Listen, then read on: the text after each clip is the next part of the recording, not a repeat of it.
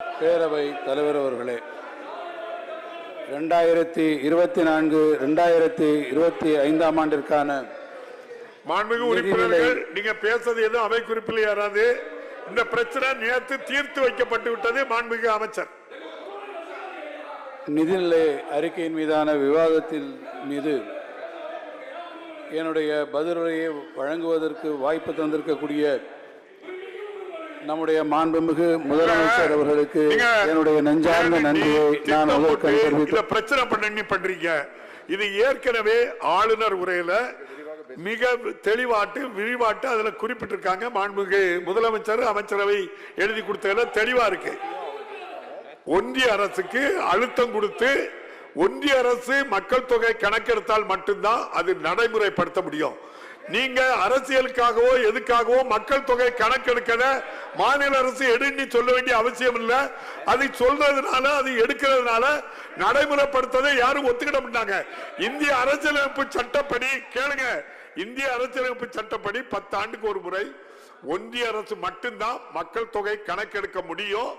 அதைத்தான் நம்முடைய மாண்புமிகு முதலமைச்சர் அவர்கள் அழுத்தம் திருத்தமாக எந்தெந்த அமைச்சகத்துக்கு நடுவண் அரசுக்கு எழுத வேண்டுமோ அதுல ரொம்ப குறியா இருக்கிறாங்க. உடனடியா எடுக்கணும்னு சொல்லியிருக்காங்க. உங்க கருத்தை தான் இந்த அரசும் முதலமைச்சரும் உறுதிப்படுத்தியிருக்காங்க.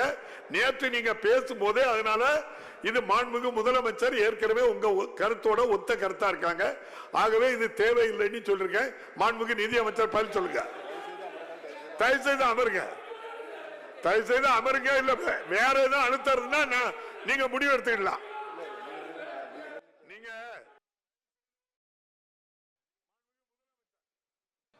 மாண்புமிகு பேரவைத் தலைவர் அவர்களே, ஏற்கனவே இந்த ஜாதிவாரி கணக்கெடுப்பு குறித்து பிரச்சனை இந்த அவையில் பேசப்பட்டிருக்கிறது. இங்கே அவைத் தலைவர் அவர்கள் பேரவைத் தலைவர் சொன்னது போல பட்ஜெட்டிலும் அது குறிப்பிடப்பட்டிருக்கிறது. சட்டமன்றத்திலும் பல நேரங்கள் பதில் சொல்லப்பட்டிருக்கிறது.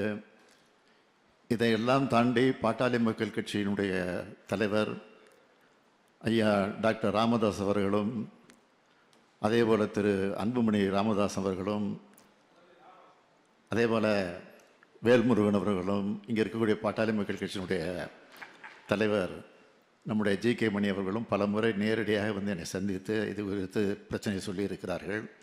அப்பொழுது குறித்து நாங்கள் விளக்கமாக அவர்களுக்கு பதில் சொல்லியிருக்கிறோம். அதுதான் நடந்து கொண்டிருக்கிறது. ஆக நீங்கள் சொல்கிற கொள்கையிலே நாங்கள் எதிராளிகள் அல்ல, உங்களுக்கு சாதகமாகத்தான் நாங்கள் இருந்து கொண்டிருக்கிறோம். எனவே இந்த விளக்கத்திற்கு பிறகு நீங்கள் என்ன முடிவெடுத்தாலும் அதற்கு நான் ஏதும் தடை சொல்ல விரும்பவில்லை. மாண்புமிகு நிதி அமைச்சர் அவர்கள் தெரிய போதும். இல்ல முதலமைச்சர் சொல்லியாச்சு, நிதி அமைச்சர் பதில் சொல்லுங்க பிளீஸ்.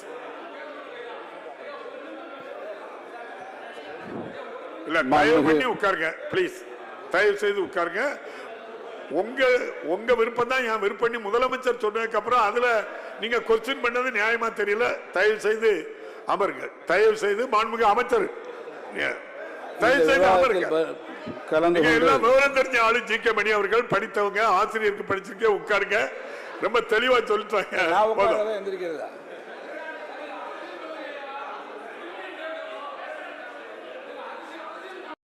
அதுக்கப்புறமும் நீங்க சொன்னா அப்போ உங்களுக்கு ஏதோ ஒரு அழுத்தத்தில் இருக்கலான்னு எனக்கு தெரியல.